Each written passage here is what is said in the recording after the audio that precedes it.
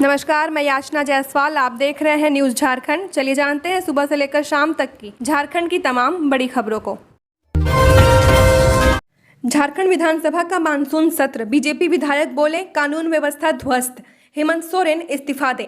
झारखंड विधानसभा के मानसून सत्र के पहले दिन शुक्रवार 28 जुलाई को मुख्य विपक्षी दल भारतीय जनता पार्टी ने सदन के बाहर हेमंत सोरेन सरकार पर जमकर हमला बोला। कहा कि झारखंड में अपराधी बेलगाम हो गए हैं, कानून व्यवस्था नाम की कोई चीज नहीं रह गई है। विधानसभा से कुछ ही दूरी पर है दलादली, वहां एक युवा नेता की गोली मारकर हत्या कर दी गई है। महिलाओं पर अत्याचार की घटनाएं सामने आ रही हैं। सरकार उन पर लगाम लगाने में नाकाम है। हेमंत सोरेन सरकार को इस्तीफा देकर जनता से माफी मांग लेनी चाहिए। दूसरी तरफ सदन में शोक प्रस्ताव के बाद विधानसभा की कार्यवाही सोमवार 31 जुलाई को सुबह 11 बजे तक के लिए स्थगित कर दी गई है। विधानसभा के बाहर पोस्टर लेकर बीजेपी विधायकों ने सरकार के खिलाफ प्रदर्शन किया। बिरंची नारायण ने कहा कि राज्य की क्या ही कहें, राजधानी रांची की भी कानून व्यवस्था ध्वस्त हो चुकी है। राज्य के आदिवासी मुख्यमंत्री के शासन में आदिवासियों की हत्या की जा रही है। 2 दिन पहले सुभाष मुंडा की हत्या कर दी गई है। 1 दिन पहले अजय मुंडा, जो आजसू के नेता हैं, उन पर गोली चलाई गई। विरंची नारायण ने कहा कि ऐसा लगता है कि आदिवासी मुख्यमंत्री के शासन में आदिवासियों पर हमले हो रहे हैं। झारखंड कांग्रेस के 3 विधायकों का निलंबन हुआ वापस, कैश कांड में हुई थी कार्रवाई। झारखंड कांग्रेस के निलंबित विधायक इरफान अंसारी, नमन विकसल, कोनगाड़ी और राजेश कच्छप का निलंबन वापस हो गया है। इस बात की जानकारी कांग्रेस के झारखंड प्रदेश अध्यक्ष राजेश ठाकुर ने दी है। कांग्रेस दिल्ली मुख्यालय से अधिसूचना जारी होने के साथ इन्हें निलंबन मुक्त कर दिया गया है। यह तीनों विधायक 3 अप्रैल को कांग्रेस के राष्ट्रीय महासचिव केसी वेणुगोपाल से दिल्ली में मिल चुके थे। उसके बाद से ही लगातार संकेत मिल रहे थे कि इनके निलंबन वापसी हो जाएगी। दरअसल कांग्रेस के पार्टी के इन 3 विधायकों को जुलाई 2022 में कोलकाता कैश कांड में पकड़े जाने के बाद निलंबित कर दिया गया था। निलंबन के बाद इन विधायकों ने पार्टी के तरफ से दी गई नोटिस का जवाब भी दिया था। वही विधायक डॉक्टर इरफान अंसारी ने केसी वेणुगोपाल को अवगत कराया था कि पूरे मामले को झारखंड हाईकोर्ट ने गलत करार देते हुए क्वेश कर दिया है। वे तीनों कांग्रेस के सच्चे सिपाही हैं। झारखंड में 29 जुलाई से 31 जुलाई तक अलर्ट, राज्य में हो सकती है भारी बारिश। 10 जिलों में जारी की गई है चेतावनी, रहें सावधान। झारखंड में आज कई हिस्सों में बादल छाए रहेंगे, कई इलाकों में बारिश हो सकती है। चाईबासा, जमशेदपुर और सरायकेला इलाकों में शाम तक बारिश के आसार हैं। राज्य के कई हिस्सों में मौसम विभाग ने बारिश की चेतावनी जारी की है। कई जिलों के लिए 29 जुलाई से 31 जुलाई तक भारी बारिश की संभावना है। मौसम विभाग ने संभावना जाहिर की है कि 30 जुलाई को झारखंड के पश्चिमी और निकटवर्ती मध्य भागों में बारिश की संभावना है। 31 जुलाई को दक्षिणी तथा मध्य भागों में बारिश हो सकती है। मौसम विभाग ने अपील की है कि इस दौरान सतर्क और सावधान रहें, क्योंकि भारी बारिश के साथ साथ इलाके में वज्रपात की भी संभावना है। इसके साथ ही भारी बारिश से इलाके में कृषि और बागवानी फसल को भी नुकसान हो सकता है।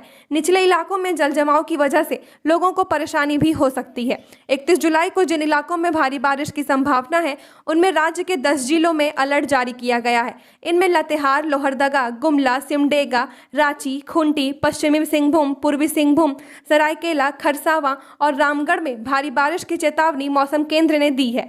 29, 30 और 31 जुलाई के लिए येलो अलर्ट जारी किया गया है। राजधानी रांची में कल निकाला जाएगा मुहर्रम के पहलाम का जुलूस, रूट किया तय। राजधानी रांची में सेंट्रल मुहर्रम कमेटी के तत्वाधान में कल यानी 29 जुलाई को मुहर्रम के पहलाम का जुलूस निकलेगा। जुलूस सुबह 8 बजे निकलेंगे और दोपहर 12 बजे तक लेक रोड स्थित मिलन चौक पहुंचेंगे। कमेटी के सरपरस्त सईद धवताल अखाड़ा के साहेब अली खलीफा रोजन गद्दी, इमाम बख्श अखाड़ा के प्रमुख खलीफा महजूद, लीलू अली अखाड़ा के प्रमुख खलीफा सज्जाद, सेंट्रल मुहर्रम कमेटी के अध्यक्ष जावेद गद्दी, अकीलुर रहमान इस्लाम आफ्ताब आलम के नेतृत्व में जुलूस के मार्ग का निर्धारण हुआ है। धवताल अखाड़े के सभी जुलूस साहेब अली की सरपरस्ती व रोजन गद्दी के नेतृत्व में भीटा, चंदवे, जयपुर, कोंगे से अपने निर्धारित मार्ग कांके रोड होते हुए रातू रोड, स्वर्गीय किशोरी सिंह यादव चौक से गुजरकर शहीद चौक पहुंचेंगे। सभी जुलूस सुबह 11 बजे दिन अल्बर्ट एक्का चौक पहुंच जाएंगे। यहां से एक साथ मेन रोड, सर्जना चौक, टैक्सी स्टैंड, कुमुद बाबू लेन होते हुए लेक रोड स्थित मिलन चौक पहुंचेंगे। खबरों में आगे बढ़ने से पहले अगर आपने अभी तक इस चैनल को सब्सक्राइब नहीं किया है तो सब्सक्राइब कर लें, जिससे आपको झारखंड की हर छोटी बड़ी खबर के अपडेट मिलते रहे। तो चलिए बढ़ते हैं खबरों की ओर। झरिया के पूर्व विधायक संजीव सिंह को जांच के लिए लाया गया आविष्कार जांच घर। कोर्ट के आदेश पर शुक्रवार को झरिया के पूर्व विधायक संजीव सिंह को जांच के लिए SNMMCH से आविष्कार जांच घर लाया गया है। उन्हें सिर में दर्द हो रहा है। 11 जुलाई को धनबाद मंडल कारा में कुर्सी से गिर गए थे। उसके बाद से SNMMCH में लाया गया था। अभी यहीं पर इलाजरत हैं। गुरुवार को कोर्ट ने जेल प्रशासन को कहा था कि सिंह की जांच यहां के किसी निजी अस्पताल में कराएं। इसके बाद आज उन्हें अस्पताल से कड़ी सुरक्षा में सरायढेला स्थित आविष्कार जांच केंद्र लाया गया है। उनके सिर का MRI हो रहा है। विधानसभा घेराव करने पहुंचे पंचायत स्वयंसेवक संघ, पुलिस ने बनाई विशेष रणनीति। झारखंड विधानसभा का घेराव करने पंचायत स्वयंसेवक संघ पहुंच गए हैं। दरअसल पंचायत स्वयंसेवक संघ अपनी 5 सूत्री मांगों को लेकर 8 जुलाई से राजभवन के पास धरना दे रहे हैं, लेकिन अभी तक झारखंड सरकार का ध्यान इस ओर नहीं गया है। बता दें कि विधानसभा सत्र के दौरान कई तरह के आंदोलन अचानक शुरू हो जाते हैं। इसे देखते हुए पुलिस ने अपनी विशेष रणनीति बनाई है। आंदोलनकारियों को विधानसभा के पास स्थित विस्थापित भवन के पास बने मैदान तक ही सीमित रहने का निर्देश जारी किया गया है। जगन्नाथ दा की परछाई बनकर सदन में गुमसुम बैठी रही मंत्री बेबी देवी।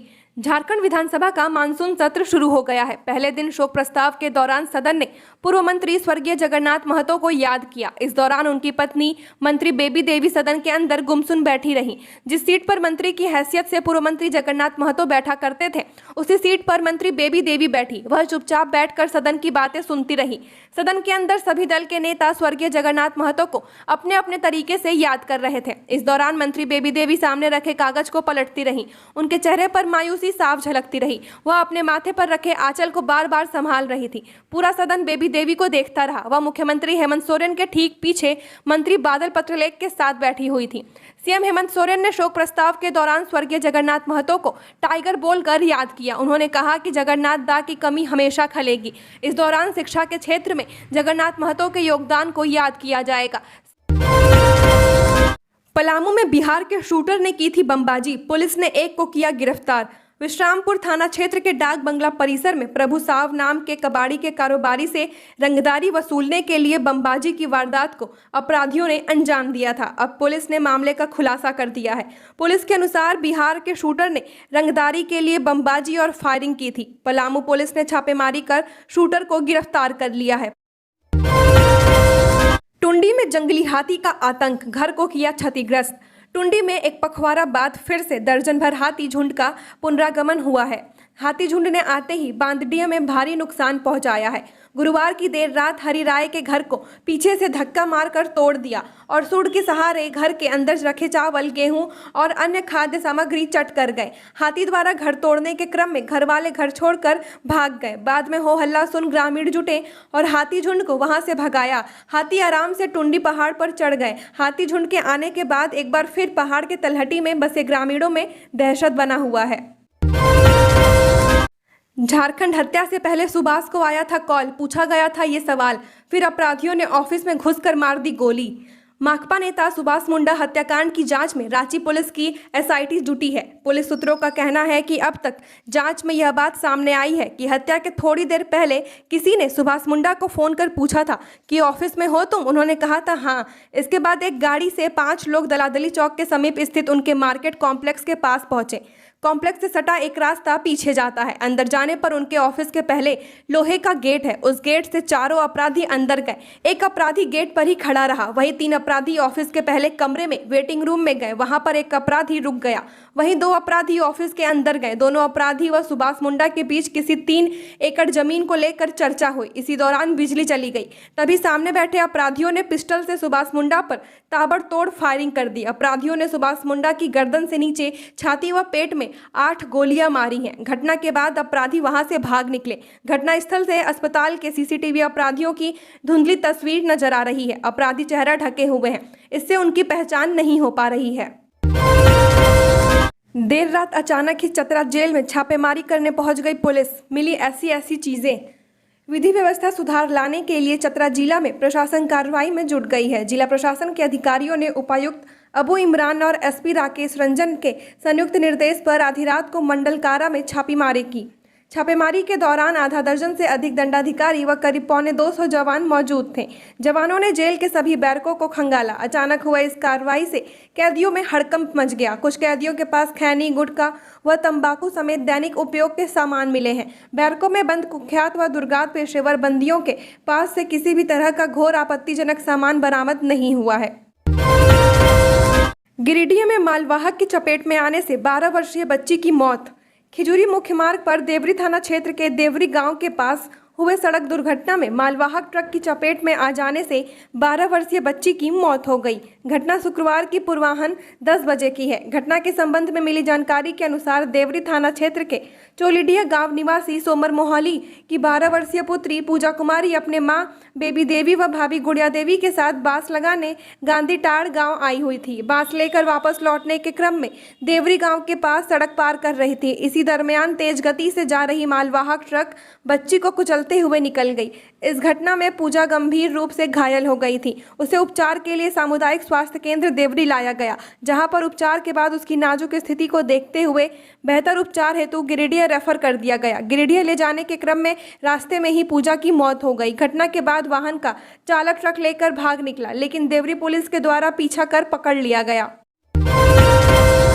पलामू के नए उपायुक्त शशि रंजन ने संभाला पदभार। पलामू के निवर्तमान उपायुक्त ए दोड्डे ने शुक्रवार को समाहरणालय स्थित कार्यालय में नए उपायुक्त शशि रंजन को पदभार दिया। उससे पहले उन्होंने बुके देकर नए उपायुक्त का स्वागत किया। पदभार ग्रहण करने के बाद रंजन ने कहा कि पलामू को विकास के मामले में आगे ले जाने का प्रयास होगा। इधर उपायुक्त कार्यालय का माहौल उस समय भावुक हो गया जब निवर्तमान उपायुक्त ए दोड्डे ने अपने सभी प्यून व कार्यालय के आदेशपालों को शॉल देकर सम्मानित किया और उनके पैर छूकर आशीर्वाद लिए। उन्होंने कहा कि मेरे पिता भी एक प्यून थे।